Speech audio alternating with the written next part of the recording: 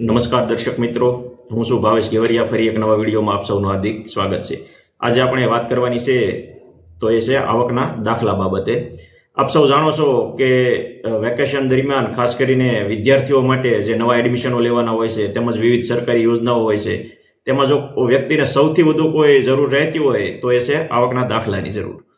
તો આવકના દાખલામાં તારીખ 18/2/2026ના રોજ રાજ્ય સરકાર દ્વારા એક પરિપત્ર કરી અને ખૂબ મોટો કહી શકાય એવો સુધારો કરેલ છે. એ બાબતે આપણે આજના આ વિડીયોમાં માહિતી આપીશું. તો જો આપે અમારી આ યુટ્યુબ ચેનલ ગુજરાત હેલ્પલાઇનને હજુ સુધી સબસ્ક્રાઇબ કરેલ ન હોય તો આજે જ અત્યારે જ એને સબસ્ક્રાઇબ કરી લેશો. અને વાત કરીએ કે તારીખ 18/2/2026ના પરિપત્ર અન્વયે સરકારશ્રી દ્વારા આવકના દાખલામાં ક્યાં ક્યાં સુધારાઓ કરવામાં આવેલ છે. તો પહેલો સુધારો એ છે કે હવેથી આવકના દાખલા માટે ગ્રામ્ય વિસ્તાર માટે તાલુકા વિકાસ અધિકારી શ્રી તેમજ શહેરી વિસ્તાર માટે મામલતદાર શ્રીને આવકનો દાખલો ઇસ્યુ કરવા માટેની સત્તા સોંપવામાં આવેલ છે. બીજી મહત્વપૂર્ણ બાબત, તો અત્યાર સુધી જે આવકનો દાખલો નીકળતો હતો તેમાં આવકનો દાખલો નીકળ્યાની તારીખ આવતી હતી અને આ દાખલો આ સાથે આવતા નાણાકીય 3 વર્ષ સુધી માન્ય રહેશે એવો ઉલ્લેખ આવતો હતો. પરંતુ તેમાં આ દાખલો ક્યારે પૂરો થશે અથવા તો કઈ તારીખ સુધી માન્ય રહેશે એ બાબતની કોઈ સ્પષ્ટતા ન હોવાના કારણે લોકોને ઘણી મુશ્કેલીનો સામનો કરવો પડતો હતો.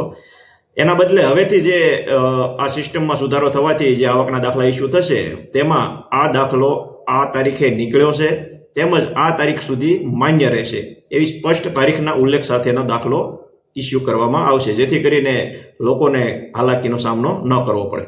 ત્યારબાદ ત્રીજો અને સૌથી મહત્વપૂર્ણ સુધારો જો કોઈ હોય તો એ છે કે અત્યાર સુધી આવકનો દાખલો મેળવવા માટે લોકોએ મામલતદાર કચેરી અથવા તો જે તે લાગુ પડતી કચેરીએ રૂબરૂ ફોટો પડાવવા માટે અને સ્વઘોષણા પત્રમાં સહી કરાવવા માટે જવું પડતું હતું અને એના માટે આપ સૌ જાણો છો કે લાંબી લાઈનો થતી હતી. હવે જે આ સુધારો કરવામાં આવ્યો છે એમાં જે નવું ફોર્મેટ લાવવામાં આવેલ છે એમાં જે તે વ્યક્તિનો ફોટો કે જે આધાર કાર્ડમાં ફોટો હોય છે તે ઓટોમેટિક આવકના દાખલામાં એડ થઈ જશે, એટલે કે ફોટો પડાવવા માટે પણ રૂબરૂ તેમને જવું નહીં પડે. અને તેમનું જે સ્વઘોષણા આપવાનું થતું હતું તે સ્વઘોષણા પણ ઓનલાઈન જ થઈ જશે અને ઓનલાઈન જનરેટ થશે અને એમાં પણ જે આધાર કાર્ડમાં ફોટો હોય છે તે ફોટો ઓટોમેટિક આવી જતો હોય છે. હવે રહી વાત કે આ આવકનો દાખલો કઢાવવા માટેનો ફોર્મ કેવી રીતે ભરવા, તો આપ જાતે પણ ડિજિટલ ગુજરાત પ્લેટફોર્મ પર આ માટેનું ફોર્મ ભરી શકો છો. અને આપનો આ બાબતે પૂરી જાણકારી ન હોય તો આપ આપના ગામના વીસી એટલે કે કોમ્પ્યુટર ઓપરેટર મારફત પણ આપ આ અંગેનું ઓનલાઈન ફોર્મ ભરી શકો છો.